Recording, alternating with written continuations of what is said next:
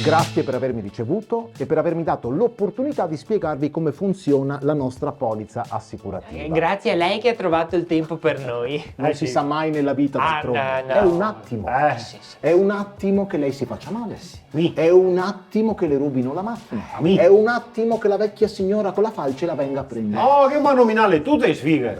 Ascoltiamo. Perché vede, signora Ines, Sì. è sempre triste parlare di morte.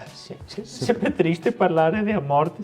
Però, Duilio potrebbe morire da un momento all'altro. Ah, sì, Ma perché qua a morire mi da un E momento? allora bisogna proteggersi, signor Duilio. Ma era meglio che mi proteggevo prima in questo caso. Ascoltiamo. Facciamo un'ipotesi per Facciamo capire come un'ipotesi, funziona. Oggi state benissimo. Sì, infatti. Domani il signor Duilio muore. No. Ma perché qua a morire sempre messo sti esempi?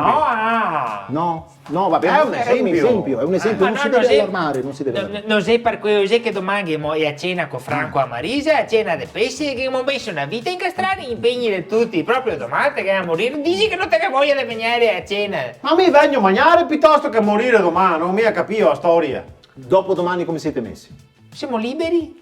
Dai, moro dopo Risolto. domani. Dai, dopo domani Oggi state posso. benissimo, dopodomani il signor Duilio Muore. muore. Manco Molto te che bene, passare molto una bella bene, molto serata bene. con Franco a Marisa? Sì, sta il pesce che mi ha fatto male. Può darsi. Ma non sappiamo la causa e poco ci interessa sapere qual è la causa. Onestamente a me mi interessaria Cosa ci interessa sapere?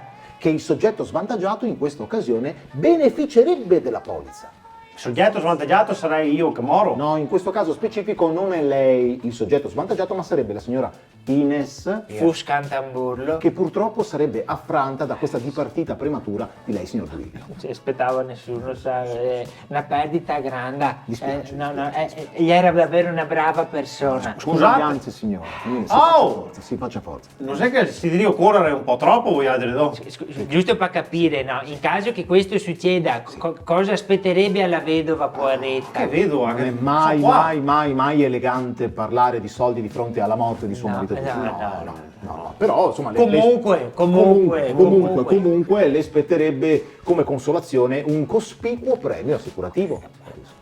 Che è praticamente, scusa qua, buon umore se ti riassumo il discorso, mi pagaria per tutta la vita una rata. Bravo. In attesa che moro. Poi moro se c'è pischeia ine. Bravo. E avere il coraggio di chiamarlo premio. Bravo. Di consolazione? Di Ora che mi non mi sento mia consolato, di quanti schelli sei che stiamo parlando qua?